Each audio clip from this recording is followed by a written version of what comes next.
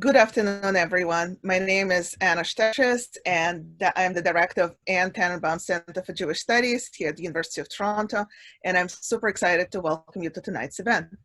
Today, we have a very special event co-presented for the first time in history of Anne Tanenbaum Center for Jewish Studies with the Baltimore Hebrew Institute at Towson University. And we're very excited to partner with BHI for this event. And I'd like to thank Professor Jill Max, who's, you can see right here, Director of Baltimore Hebrew Institute, for her partnership. I would also like to acknowledge that this event is co-sponsored by the Rose and Ralph Halbert Fund on Jewish Studies, and thanks to Mrs. Rose Halbert and her late husband, Mr. Ralph Halbert, for their generous donation, which has allowed us to host excellent events on Jewish thought and philosophy for many years. Today's panel is entitled Judaism and Heresy, the Case of Spinoza, Freud, and Tchernichovsky. We will hear from three incredible scholars, our panelists: Professor Robert Alter from Berkeley, Professor Willi Goetschel, our colleague from University of Toronto, and Professor Gilad Charvet from Towson University. And we will also hear special word of welcome from Professor Vivian Liska, who's the editor of the series. So the panel is in celebration of the publication of this volume called Canonization and Alterity, Heresy in Jewish History, Thought, and Literature, which just came out in 2020. And soon you will see a big photograph of the book cover. The book was edited by our two panelists, Professor Gilad Charvet and Professor Willi Goetschel, and it is a 14th volume in the series called Perspective of Jewish Texts and Context, which is edited by Professor Vivian Liska. Now, I feel like it's a personal gathering of friends here. Professor Liska was just here in Toronto a short 5 years ago, and we enjoyed this incredible talk and also an opportunity to be in that one room together and discuss exciting developments in Jewish studies. Professor Robert Alter was also here not so long ago, 2 years ago, and we enjoyed listening about his new project on Hebrew Bible. And I have to say there is something really special about seeing you, our panelists, here on Zoom screen, and I really hope that one day we will resume that conversation in person somehow with new ideas approaching and developing. I also want to say that it is a special pleasure for me to support this book, co-edited by Willi Goetschel, who has been my colleague here at the University of Toronto for the past 20 years, and also my office neighbor, yeah, I know, Willi, 20 years, and my office neighbor for the first 10 years of it. And I have always been in awe of his scholarship in Jewish philosophy and his works on Spinoza, Goldschmidt, Heine, and German Jewish literature and philosophy. Willi, congratulations on this book, and to you and Gilad. And now I will pass on the microphone to Professor Benjamin Fischer, who will moderate this event. So before I do, let me just introduce Professor Fischer to you. He has earned his PhD from the University of Pennsylvania and his BA from the University of Toronto. So Professor Fischer, welcome back, so to say. He joined the history department of Towson University in 2011. And he has been a visiting fellow at Oxford and Harvard. He is a specialist in social, intellectual, and cultural history of Jewish society in medieval and early modern Europe. And he is also the author of Amsterdam's People of the Book, Jewish Society and the Turn to Scripture in the 17th Century, which also came out from Hebrew Union's College Press in 2020. So, Professor Fischer, take it away. Thank you very much, Anna, for your opening remarks, for introducing today's panel. It is now my pleasure and honor to introduce our three distinguished speakers who will be having a conversation about Judaism and heresy in the cases of Spinoza, Freud, and Tchernichovsky. We are very honored to have Dr. Robert Alter joining us today from UC Berkeley. Dr. Alter is Emeritus Professor of Hebrew and Comparative Literature at Berkeley and is a member of numerous learned societies, including the American Philosophical Society and the Council of Scholars of the Library of Congress. He has been a senior fellow at the National Endowment for the Humanities, a fellow at the Institute for Advanced Studies in Jerusalem, and an Old Dominion fellow at Princeton University. He has been a Guggenheim fellow twice. It is a great pleasure and honor to have Dr. Alter joining us today speaking about Tchernichovsky. Our second very distinguished speaker is Dr. Willi Goetschel, professor of German and philosophy at the University of Toronto. Dr. Goetschel is a leading scholar of modern Jewish thought, and the impressive catalog of his publications testifies to the breadth of his interests and his expertise. His works include Heine and Critical Theory, The Discipline of Philosophy and the Invention of Modern Jewish Thought, Spinoza's Modernity, and Constituting Critique, Kant's Writing as Critical Praxis. Dr. Goetschel will be speaking about the notion of heresy in Spinoza's writings and the image of Spinoza in modern Jewish thought this afternoon. Our third distinguished speaker this afternoon is Dr. Gilad Charvet, assistant professor of philosophy and religious studies at Towson University, and my colleague. Dr. Charvet completed his doctorate at Hebrew University of Jerusalem. Before coming to Towson, he held prestigious postdoctoral fellowships at UC Berkeley's Towson Center for Humanities and the Center for Jewish Studies. Dr. Charvet is the author of a forthcoming book, Therapeutics and Salvation, Freud and Schelling on Freedom. He is also the editor and contributor to Freud and Monotheism, The Violent Origins of Religion.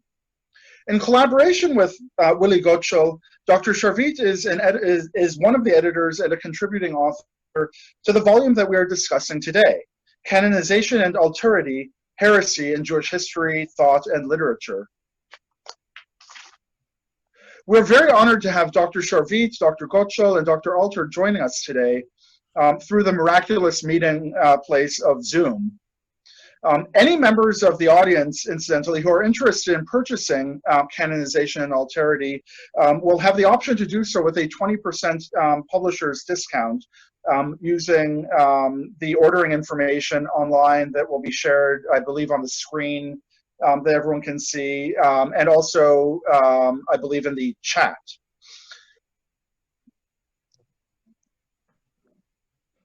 It is now my sincere pleasure to invite Professor Vivian Liska, the editor of the series in which Canonization and Alterity appears, to offer some remarks regarding the volume and the editors. So I turn the microphone over to Dr. Liska. Thank you so much.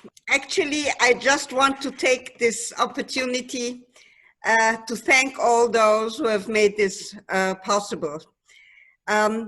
This event for the publication of the volume Canonization and Alterity, Heresy in Jewish History, Thought, and Literature allows me to say thank you to just the people who have contributed to it so much, Ulrike Kraus and Katja Lehming from the staff at the Gruyter. But above all, I want to express my admiration and thanks to Gilad Charvet and Willi Goetschel for the extraordinary book that is now the 14th volume in the series Perspectives on Jewish Texts and Contexts. They have produced this with so much ingenuity, intellectual drive, and erudition. A lot of work and effort went into gathering so many different voices from such superb scholars. So thanks, Willi and Gilad, for bringing this insightful and thought-provoking volume to completion. It is also an opportunity, Gilad, to apologize for my initial doubts that this could be done. Bringing all these diverse forms of heresy together at first seemed to me a risky task in the face of a specialized field as Jewish studies. So it is now a sheer pleasure to see between two covers discussions about heresy and Kafka, Abulafia, Isaac Bashevis Singer, Derrida, Tchernichovsky, Spinoza, and more. And I on purpose threw them all together without chronology or order, because it really shows that you did it, you and Willi. Thank you just so much, and thank you to all the speakers who are here. I'm delighted.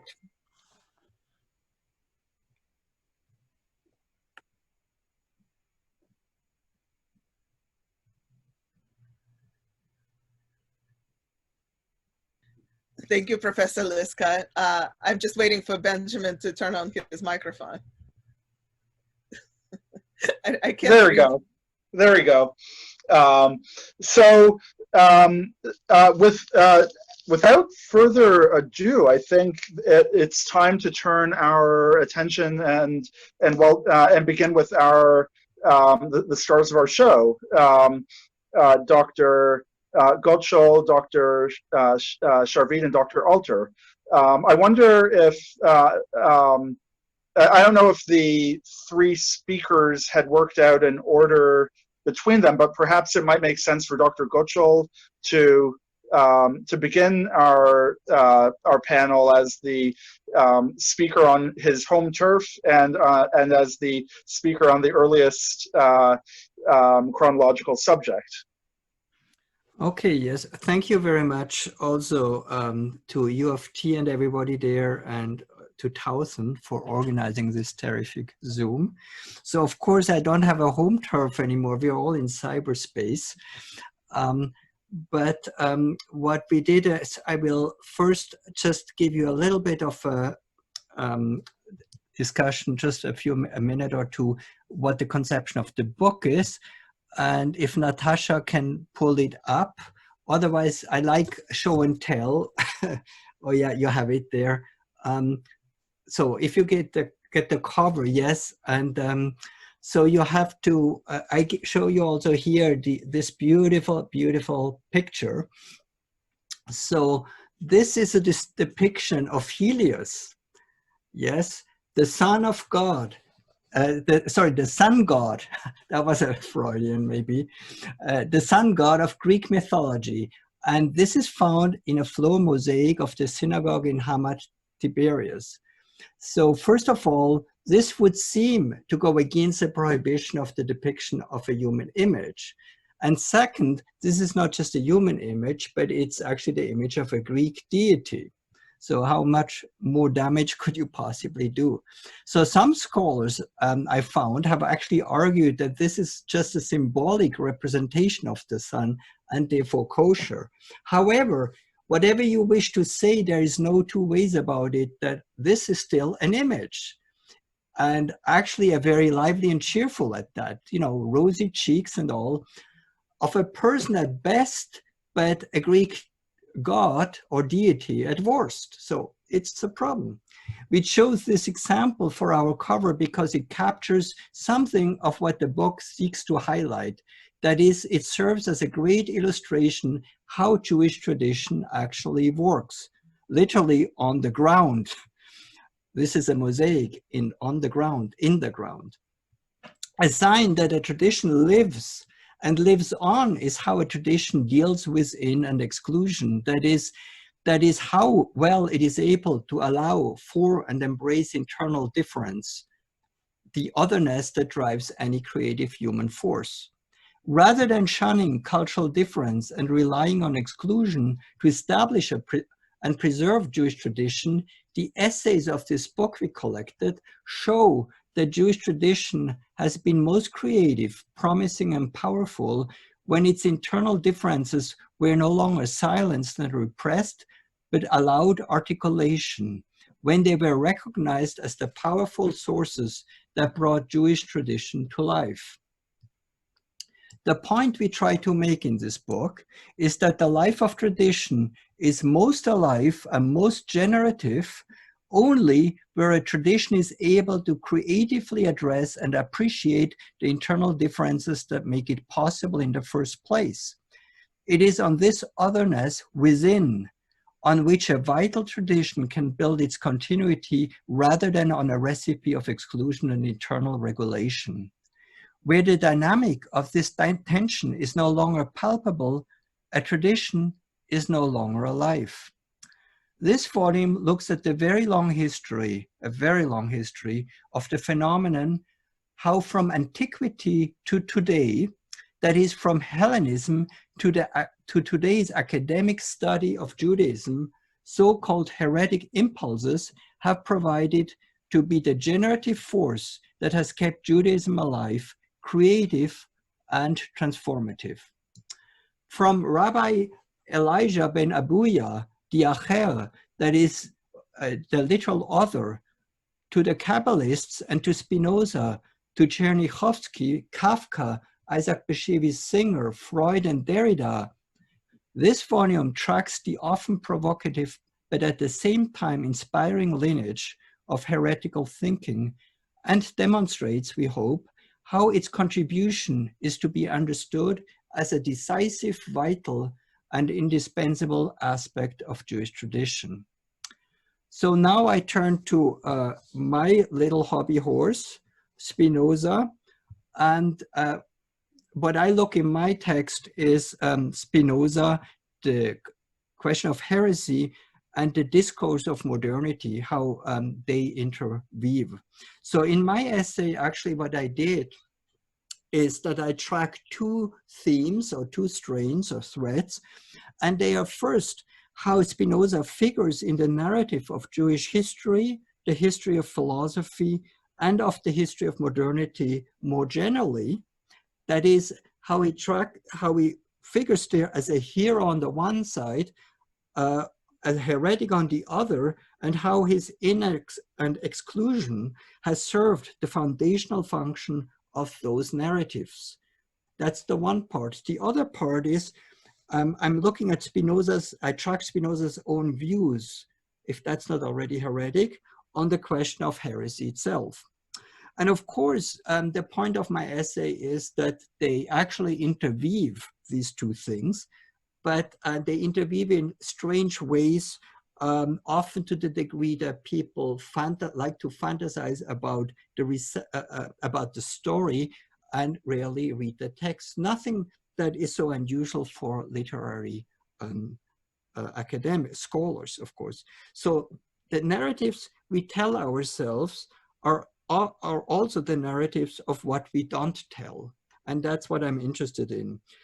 That is what we leave out, ignore, and silence. And so in a weird way, as Spinoza's reception is extremely rich and detailed, lots of details we know are imagined, made up, and fantasized. And the most important thing, as we also know as literary scholars and philosophers, are often the little tiny details that are not told, not mentioned, obscured, and that you find in little tiny footnotes if you look for it. So for Jews, or for the Jewish discourse, Spinoza has become a shibboleth of in and exclusion. Either you're for him or you're against him, okay? So there's this oppositions, it's either religious, it splits the religious from the secular, the traditional from the progressive, the conservative from the revolutionary, and you could go on if you want. But these are just a few of these oppositions along which Spinoza serves as a marker for Jewish self-identification. I'm not saying whether they're correct distinctions, but that's how the discourse functions. A similar phenomenon can be observed in the general reception of Spinoza. And of course, the Jewish and the non-Jewish reception of Spinoza cannot be easily disentangled. More than that, they actually intermingle, they constitute each other reciprocally. So while people think they are split, they're actually in an interesting way, like producing each other even, or driving each other. So the problem, of course, is that we always already look at Spinoza through this lens, but it's a lens he didn't produce himself, he was a lens maker, but a lens that we volunteer and impose on him. We choose to see him as a hero or a heretic, or even worse maybe, as a heretic who has become a hero. And this is actually a problem, I think. So the story about Spinoza is really more the story about ourselves then. But at this point, at the latest, we need to ask ourselves, have we been led by our own mirage, that is, by Spinoza we've made in our own image? Or biblically speaking, are we the heretics because we make an image, an idol of somebody who wasn't an idol, didn't want to ever be one? Of course, I'm not going to pretend that behind the screen of imaginary projections, we can find the one and only authoritative view on Spinoza. What I can offer, however, is simply to go back to his writings and produce at least a richer understanding of what he actually has written. Now, what makes Spinoza so unique is that he formulates one of the first modern and radically thoughtful theories of interpretations, that is, a theory of how to read and how to make sense of writing.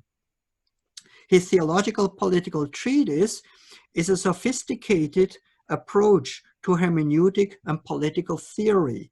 More precisely, it's a critical discussion of how interpretation and politics interconnect, and inseparably so.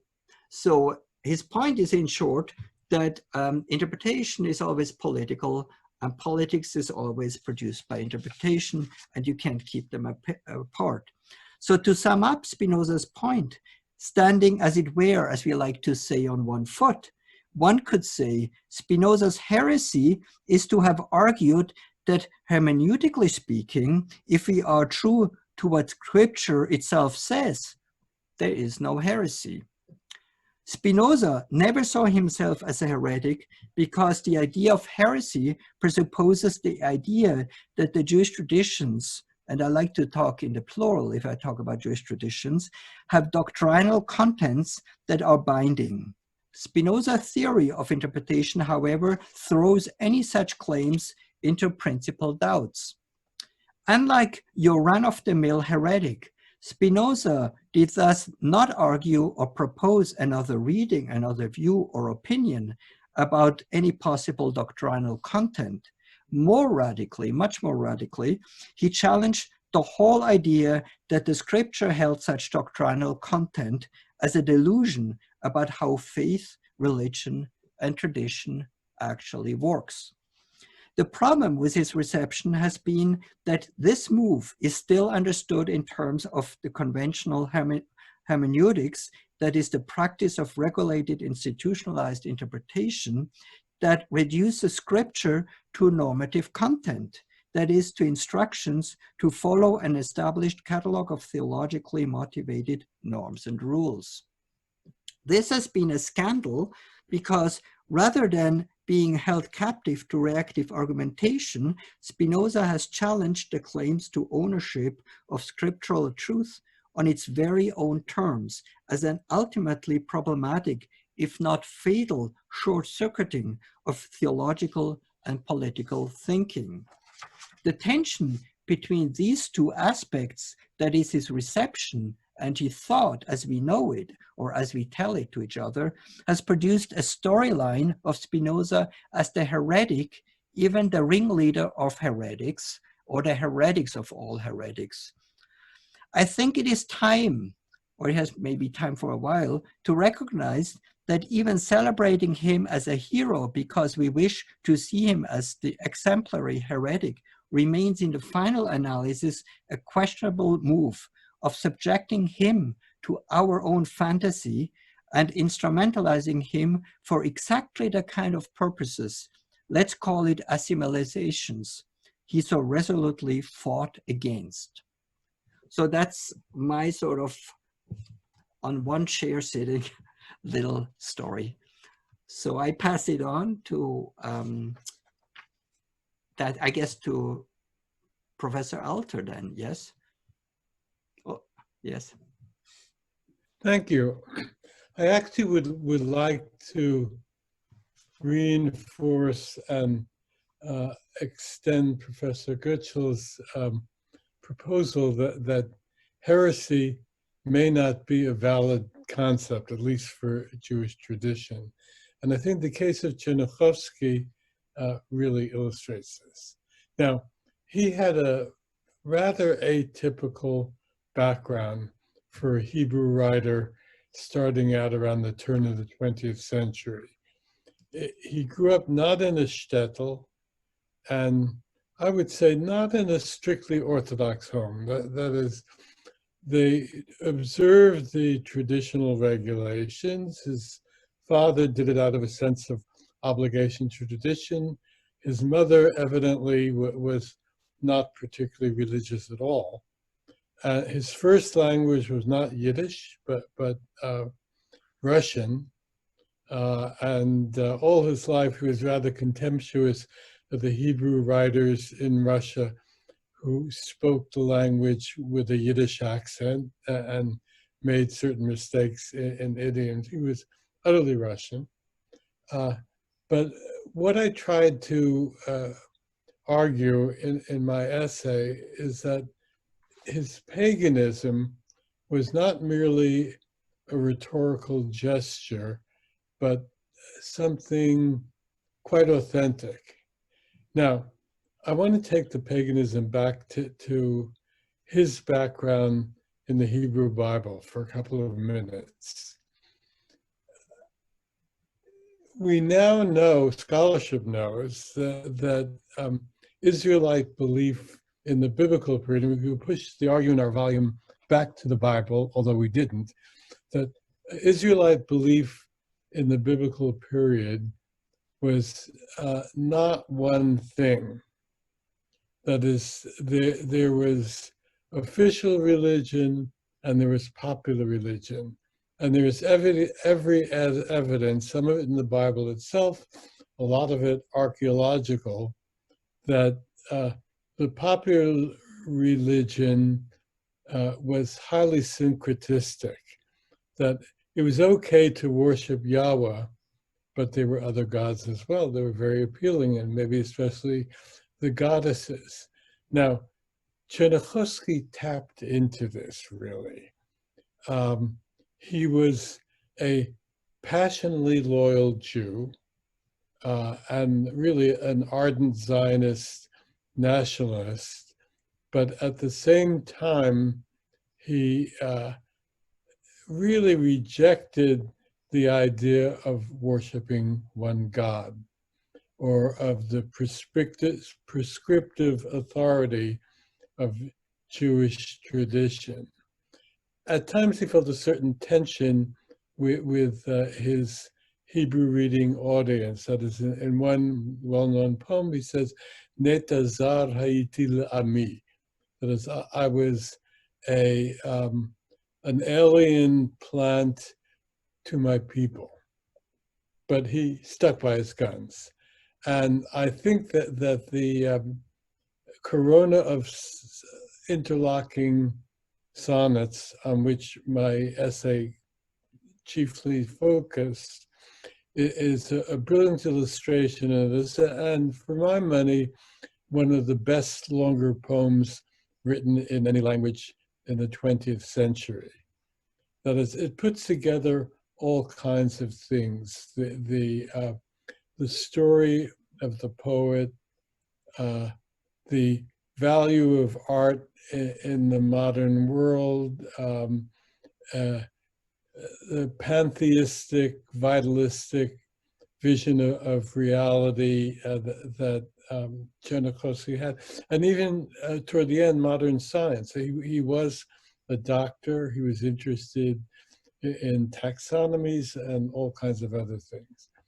So one of the reasons why these sonnets and a few others that Tchernichovsky wrote are such a powerful expression of a pantheistic worldview is the language. Because he really couldn't do this in another language. He tapped into the Hebrew of the Bible, but not just all elements of the Hebrew of the Bible. Mostly it's the poetic, archaic elements of the biblical Hebrew that he marshals in his poetry. Also, quite notably, there are very, very few biblical allusions. That is, there are memorable biblical phrases in his poetry, but they're not allusions. Now this runs counter to the whole direction of Hebrew poetry until, I would say, the 1970s. Why is this so? Well, Tchernichovsky was not interested in latching on to the Bible, getting a kind of free ride from the Bible, evoking resonances from the Bible, but rather in creating in his Hebrew an alternate reality to the Bible, almost as if you might say theologically or ideologically, the Bible had never existed. And he can do this by particularly deploying the archaic elements of the Hebrew language that were so important in biblical poetry. And by doing this, he takes us back to a whole ancient Near Eastern world, a world where a young woman seeking either a lover or a child, that's not clear which, offers a sacrifice to a love goddess. And he's an equal opportunity pantheist also. That is, in his poetry, especially in the To the Sun cycle, you find the gods of ancient Egypt, the Norse gods, the gods of China, because he sees all of these as a manifestation of a response to reality. I would say, if it doesn't sound pretentious, a response to the cosmos, in which the inherent vitalism of existence, its pulsating life, a life that pulsates even in the violence of the battlefield, is manifest, and different cultures in different ages offer it due accord. For that reason, there's something very universal about this sequence of poems and this whole aspect of Tchernichovsky's undertaking, because he doesn't see the world as limited to a Jewish perspective. And in fact, he has some harsh polemic things to say against monotheism. He thinks that monotheism has obscured the vital gods of nature to whom we owe obeisance. And I would say that in a strange way, this very pagan poetry is also very Jewish. And that seems to me the paradoxical greatness of Shaul Tchernichovsky.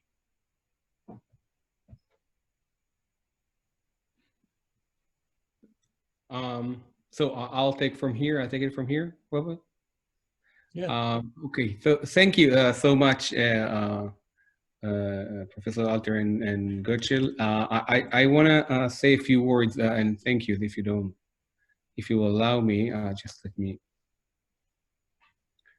So I want to first thank Vivian, who supported this project from the very early stages. I remember especially a conversation we had in Berkeley. We just talked about this conversation, and this was a few years back. And when I pitched her the idea of the book, and she accepted it almost immediately. And as a young postdoc, I was really impressed with this. So thank you, Vivian, for your support.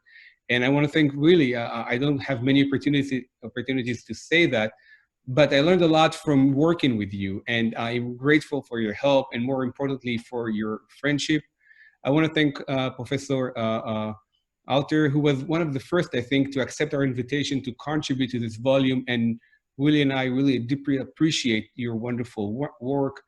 And I want to thank all the other contributors, just to mention them by name. There are Eric Gruen, Adil Schremer, Shraga Baon, Eugene Matanki, Moshe Idel, Ruth Kara Ivanov Kaniel, David Zohuf, Noam Gil, Shaul Magid, and Agata Bialek Robson, all great minds whose work really changes our understanding of heresy in Jewish history and thought and literature. And I want to thank the team at the Gruyter for their help. And lastly, to the wonderful work of Jill and Diane. at the BHI, and Anna and Lauren from Toronto in organizing this event, and for moderating it. Okay, so now to Freud. And I don't think it will be a shock to anyone here today if I'll say that Freud probably be featured in any list of Jewish heretics in modernity. And this is not because Freud, only because Freud was not an Orthodox Jew, nor because he did not know Hebrew and very seldom, if ever, went to the synagogue, but mostly because of a series of works he published in the 1910s and 20s that were extremely critical of the basic religious worldview. And to shortly remind us, he argued in Totem and Taboo that religion is an invention of primitive minds, and in The Future of Illusion, he further argued that religion is an illusion of fearful humanity who invented God as the father figure to safeguard us from nature and death. And both books, I think, at least for me personally, are dwarfed compared to Freud's earliest essay on religion from 1908, where he equates between religious ritual and obsessive compulsive behavior. Still, as far as Judaism is concerned, it is only in his last momentous work, Moses and Monotheism, that the heretical worldview of Freud, the godless Jew, as he once called himself, is openly declared. Now, Moses and Monotheism was published in England in 1939 after Freud escaped from the Nazis. And it offers a speculative argument about the origins of the Jewish people. And I think it has a lot to interesting comparison with Tchernichovsky that maybe should be mentioned. So Freud says that Freud's book is inspired by the set of important affinities between Judaism and a brief monotheistic episode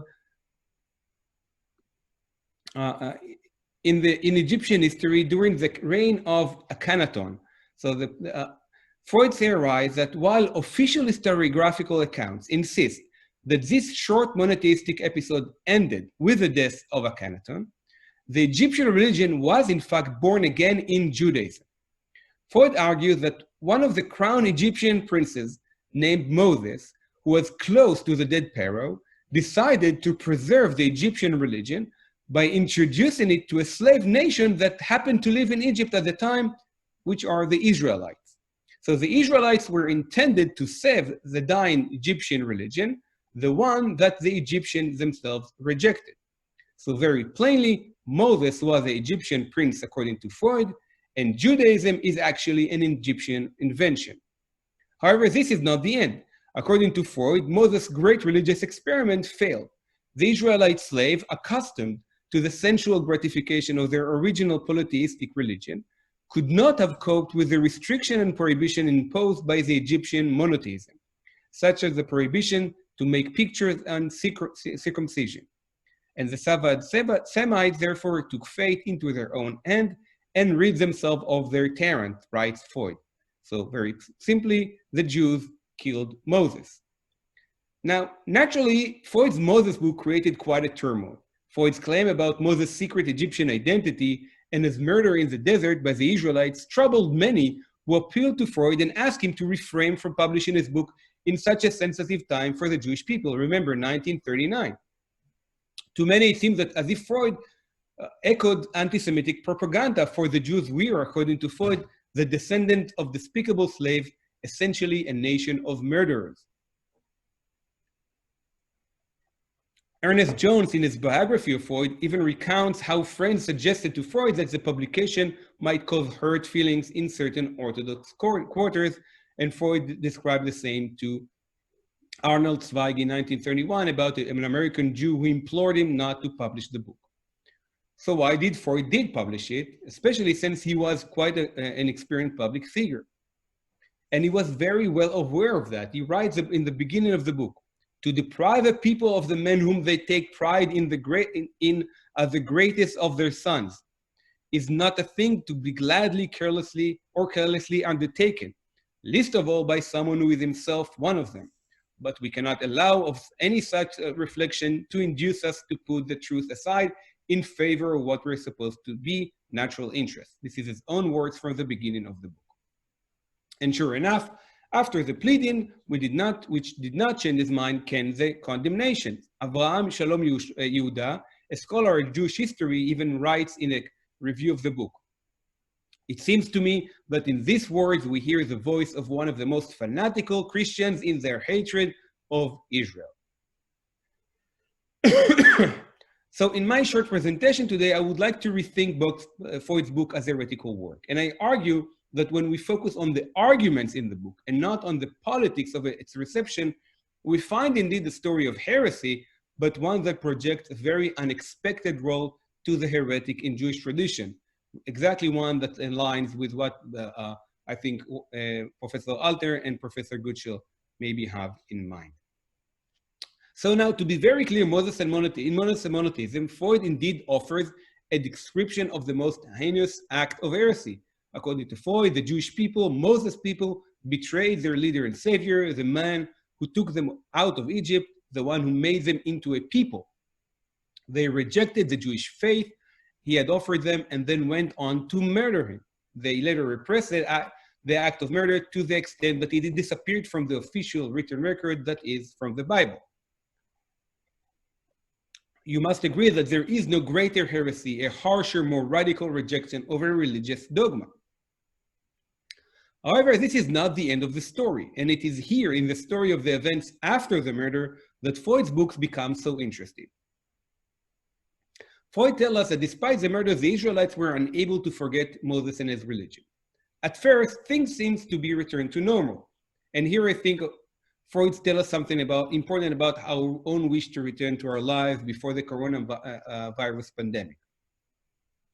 Freud argues that after the murder, the Israelites joined another religion. They allied with the second Moses in the desert, a priest from a Median religion. So the first murdered Moses was replaced by a Median priest of a local god also named Moses. They chose to forget the monotheistic religion by means of another Moses, a prophet of a different god, who allowed them to enjoy the very same things monotheism forbade. This Jewish apostasy, however, had unexpected results. After a few generations under the rule of the Midianite priest, the first religion, the Egyptian monotheism, the Jewish monotheism, returned and got hold of the Jewish social reality and became the official religion of the Israelites. Now, and only now, the Jewish people. And the reason for this return is the most interesting thing about Freud's story of heresy. Most importantly, Freud argues that the murder of Moses was traumatic for the Israelites. Now, I don't have time to go into more detail, but Freud borrowed from his previous book on religion, Totem and Taboo, to argue that while this murder seems to have left no traces, as an act of betrayal or an act of heresy, the murder in fact created a trauma, one that was invisible at first. And this insight really changes the picture, because when Freud thinks of this murder of Moses, he does so with the theory of trauma in mind. And he argues that like the trauma at the level of the individual, this collective trauma of the Israelite was also repressed. The trauma of the murder of the Jewish heresy did not disappear, as it may have seemed for a while, but was rather repressed and hidden from conscious social reality. Think of someone who suffers from a sexual trauma as a child and successfully represses that trauma. However, Freud continues that like in an individual traumas that return after a few years, so did the trauma of the murder. After a few generations under the Midianite Moses, the trauma resurfaced. And like in the individual, in returning, this trauma was more powerful than ever. So to continue the example, think of someone who engages with harmful relationship in adulthood because of sexual trauma that was supposedly repressed. So the trauma got hold of the Israelites. It forced them to return to and accept the principles they had previously so fiercely renounced. The Israelite who categorically denied the religion of Moses now embraced the same religion, who had a much greater psychological and emotional force. Freud writes that the Israelites were exalted, this is his words, and proud to be Moses' chosen people. So what are the implications of this theory to our understanding of heresy? Think of that. In Freud's story of Jewish history, the traumatic experience of the murder upheld the conscious intention of the heretical Israelites. Heresy did not abrogate the validity or meaning of Moses' religion. On the contrary, It created the necessary psychic condition for the complete domination of Judaism on the Israelite slaves. The Jewish religion became so powerful only thanks to the betrayal of the Israelites. In an early letter to from May 1935 to Lou Andrea Salome, he writes this much, and I'm quoting, "Religion owes the compulsive power to the return of the repressed, to the return of trauma. They are reawakened memories of very ancient, forgotten, highly emotional episode of human history." So in Moses and Monotheism, Freud portrays the dialectical nature of heresy. For Freud, heresy instituted religious reality. Someone needs to refuse, to violently transgress and oppose a hegemony. A murder, real or imaginary, must be committed. Shame and guilt must overflow so that religion will will securely hold us from within and force us to obey. Heresy initiates for Freud the transition from formal external systems of religious norms to internal psychical domination. Up to the moment of his murder, Moses coerced the Israelites to obey. After the heretic act, they happily obeyed. Initially, the monotheistic religion was but a set of laws that would have disappeared if Moses had simply died. But because of a heresy, the monotheistic religion came to dominate the Israelites for eternity. Now, think of this message of Freud, who just escaped the Nazis, a message told in the 1930s to the Jewish public, many of them assimilated, many quite distant from any relation to Judaism, but all still so fearful. I propose that thanks to his book, Freud, the Godless Jew, defended his religion after betraying it, after his entire generation betrayed it. He showed that he and others who rejected Jewish tradition and replaced it with German secular society never truly compromised it, I'm sorry, but rather gave it new life.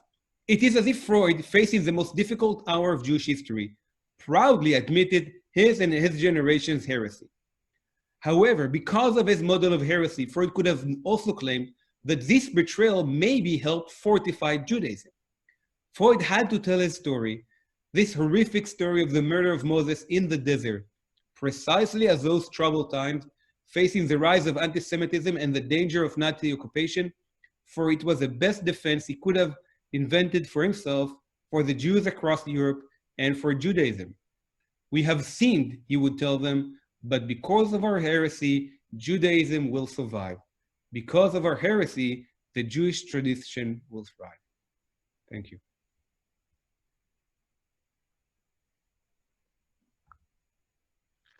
Thank you very much, Gilad and Dr. Alter and Dr. Goetschel for these wonderful and stimulating presentations.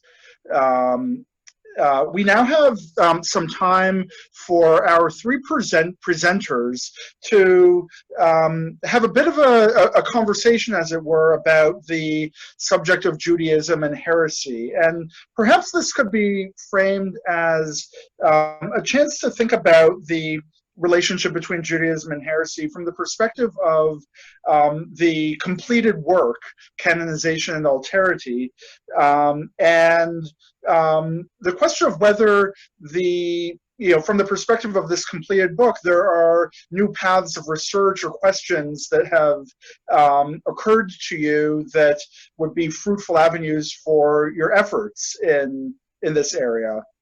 Or we can take the conversation in any other of the directions that may occur to you, of course.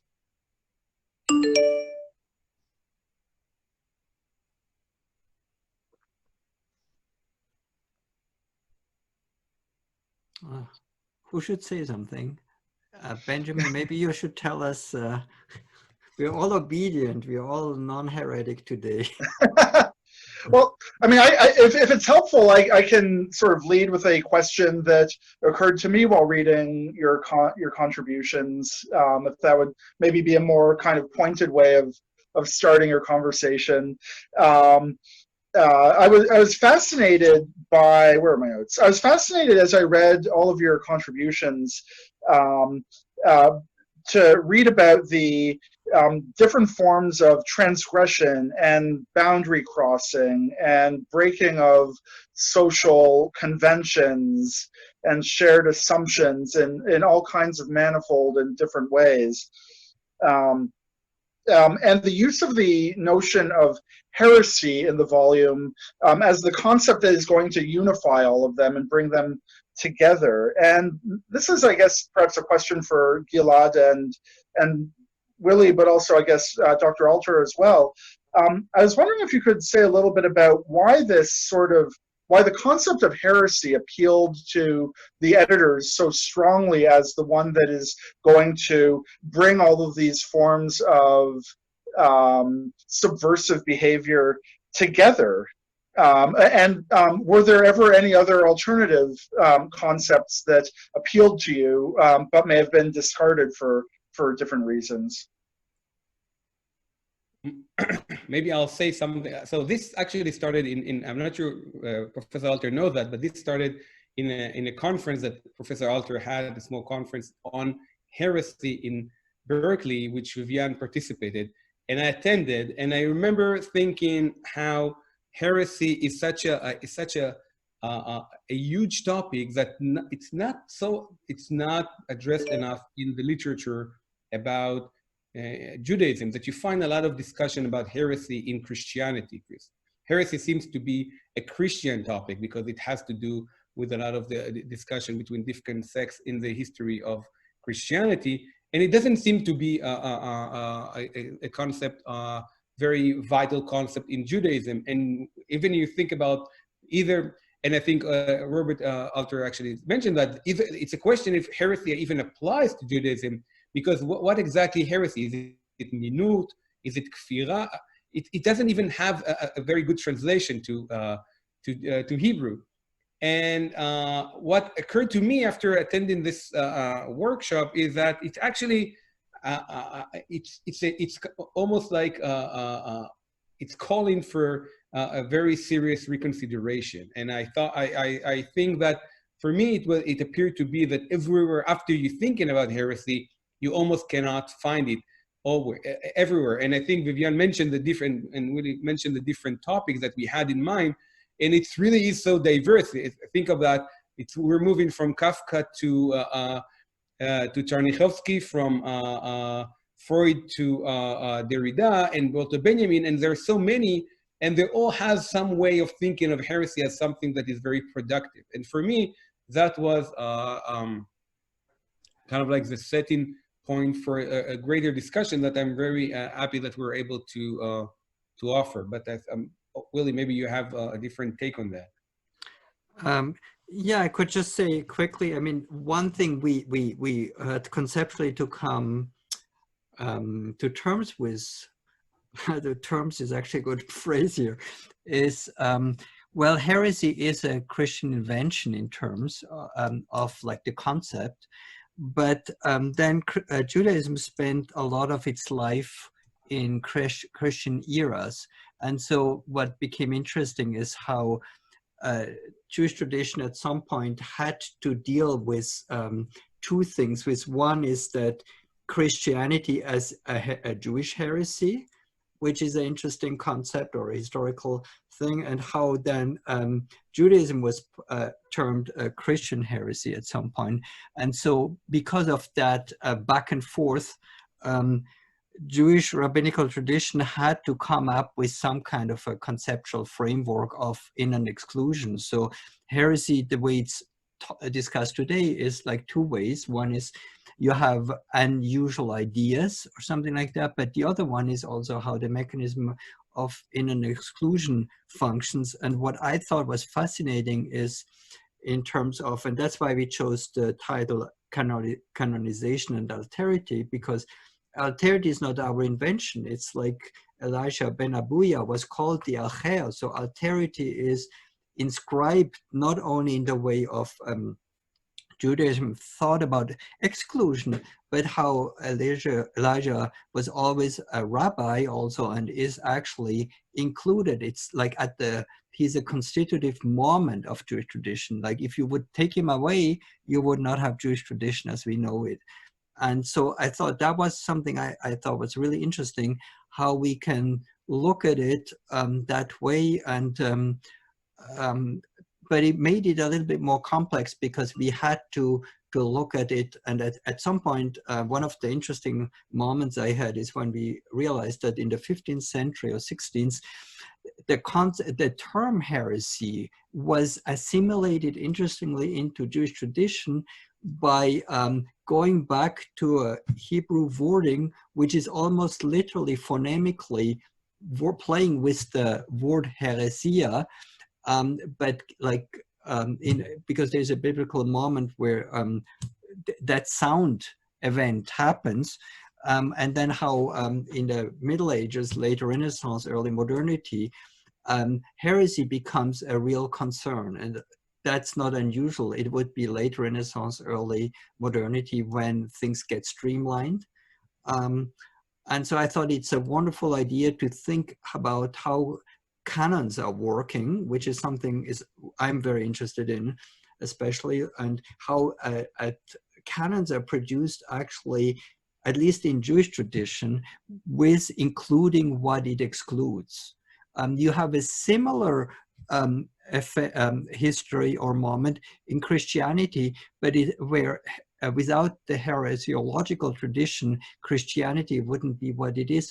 But what is interesting is they are on the ground level slightly different how they operate. And so we couldn't really use, we had to sort of reinvent the wheel a little bit as we tried to do this.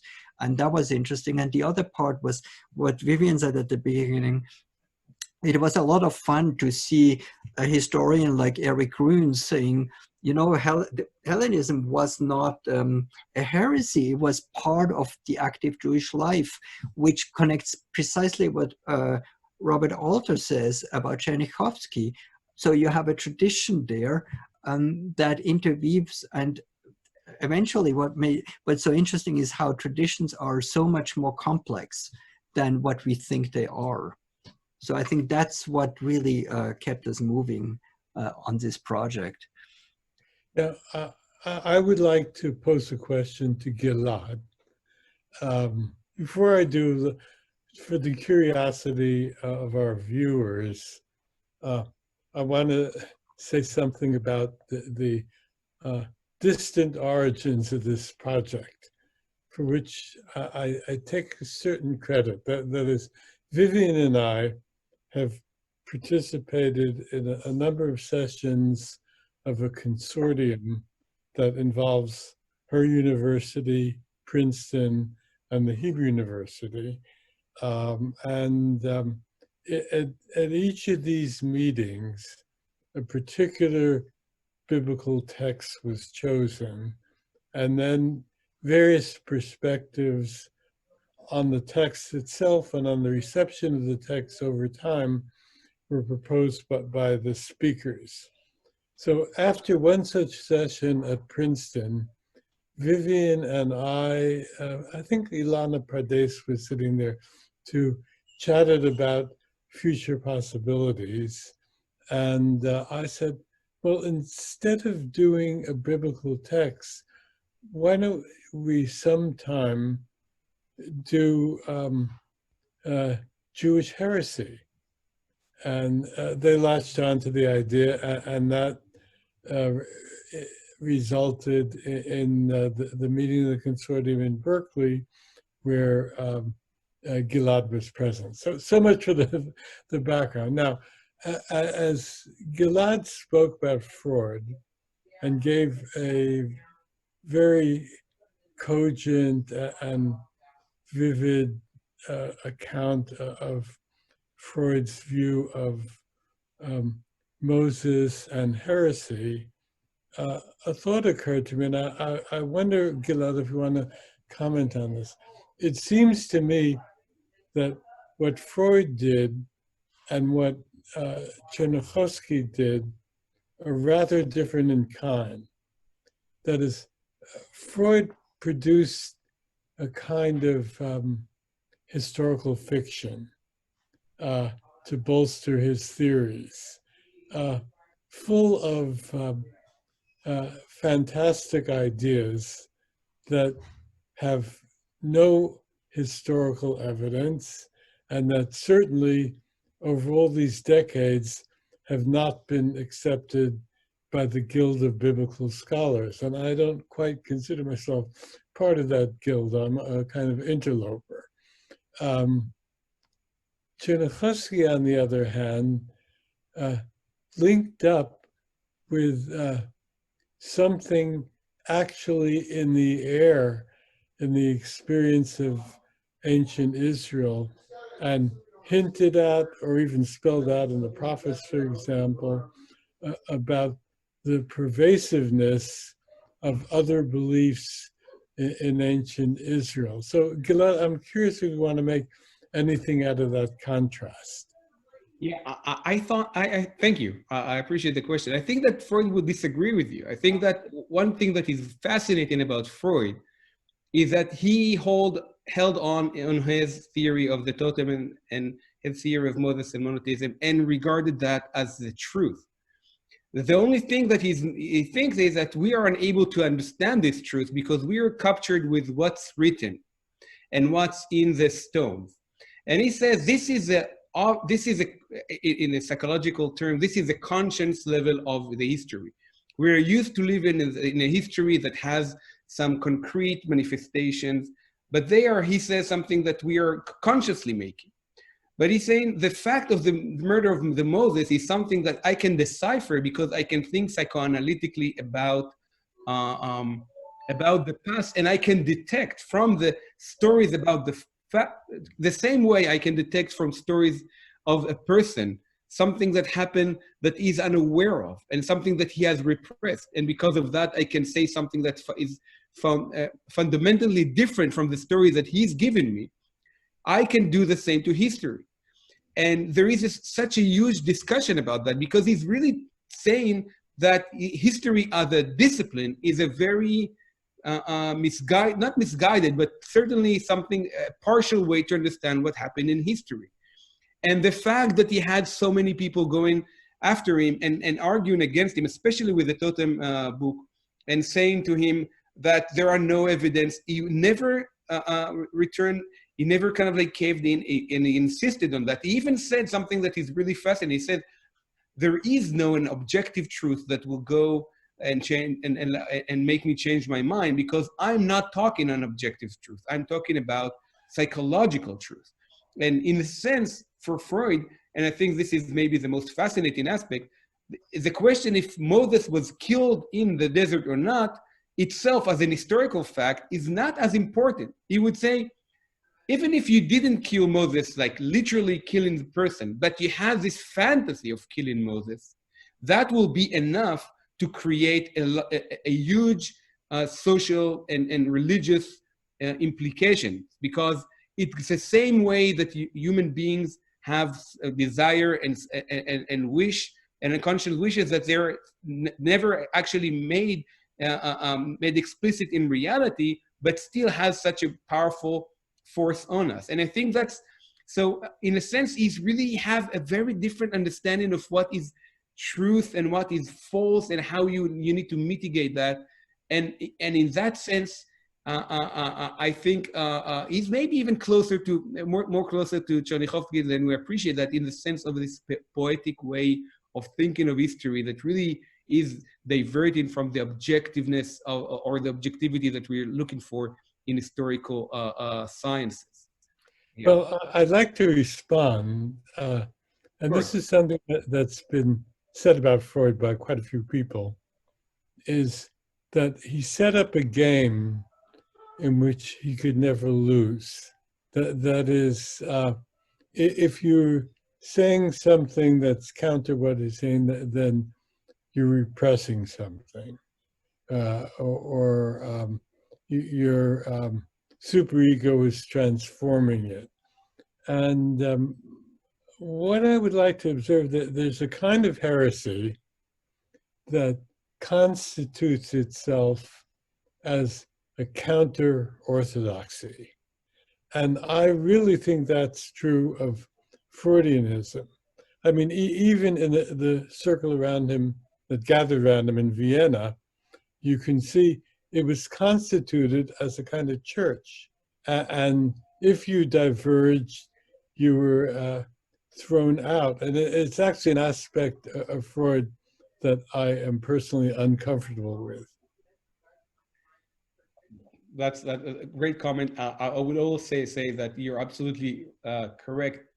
Yeah, there is even there was just to shortly remark, there was an exhibition in the Israeli museum of the rings that Freud would give to like rings that are made of coins of pagan myth, like of pagan gods. And these rings he gave something like 20 of them, and they signified the fact that someone is part of his group. So if you would like to think about heresy, that's a beautiful example. There is no heresy greater than giving someone a ring of a god, and he gave them according to how he perceived them. And if you're just moving just a bit from what you were given as a god, as to be part of the group, you were expelled immediately. So I agree with you. That's a good point. In the interests of keeping the agenda going and making sure we get to all the different moving parts of the event, we have an upcoming Q&A with the audience. But I first wanted to offer Jill Max an opportunity to make a brief announcement on behalf of the Baltimore Hebrew Institute. Thank you, Ben. Good evening, everyone. I am the director of Baltimore Hebrew Institute at Towson University.